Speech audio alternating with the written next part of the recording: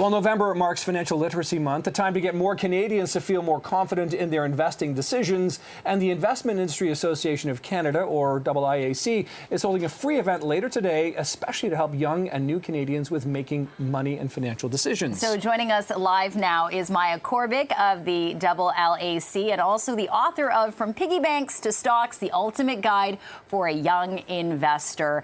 Maya, admittedly, I feel like I'm a young investor. Unfortunately, financial literacy was never kind of part of my dialogue growing up, and now I feel like I have a lot of catching up to do. So for people like me and young investors, what is kind of your first advice that they should do or think about?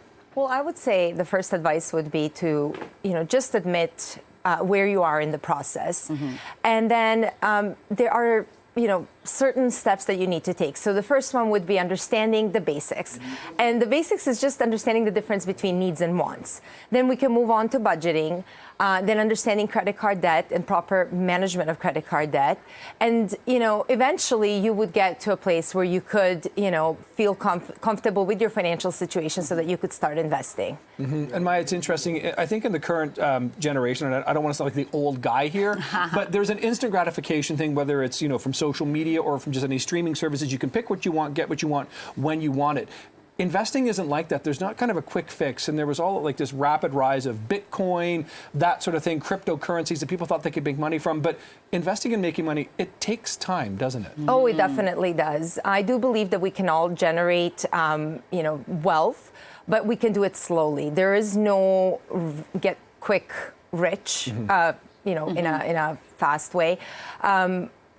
I think to become a successful investor, we have to take our time. We have to research the products that we're investing in, and we have to, just sit patiently and maybe not do as many trades or freak out when the market is not doing so well. And I like that your tip for the young investor is like what you have is time. As a young person, even if you invest a little bit, let's say put away $20 a month, over time, if you keep doing that, you can become a millionaire, right? Absolutely, yeah. So one thing that kids have that we don't have is the time. So even if they just put $10 a week, if we as parents start doing that for them as soon as they're born, and then we teach them to do that as soon as they have their first part-time job, and then they continue to do that throughout the adulthood, they could become millionaires. I mean, it's just simple math. And the time and the compound interest, they do the heavy lifting of the wealth creation. Yeah, compounding interest. Once I learned about that, I thought, this is the best thing ever. No doubt about that. And you make a really good point, because, $10, $20, even if you maybe aren't making very much right now, and everyone knows the cost of living has gone up there,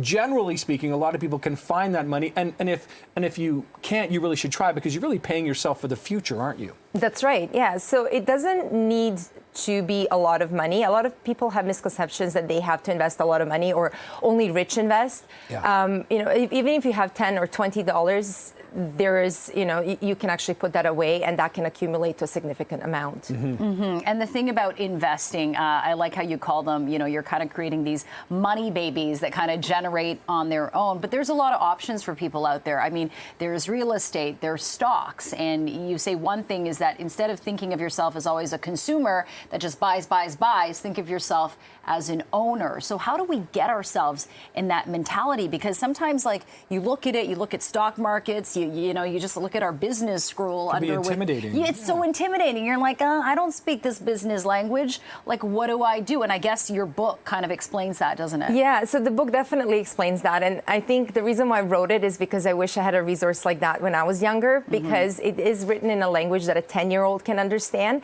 So during the process, I had testers, families, parents, and children who were going through the book. And it was the parents that told me that they finally felt comfortable with some investment terminology and understanding the basics of investing. But to your other question, how can we switch from that consumer mindset to owner mindset? One thing I like to do is encourage parents to gift a stock to their child of a company that their child understands. So a lot of kids, for example, have iPads or iPhones. Right.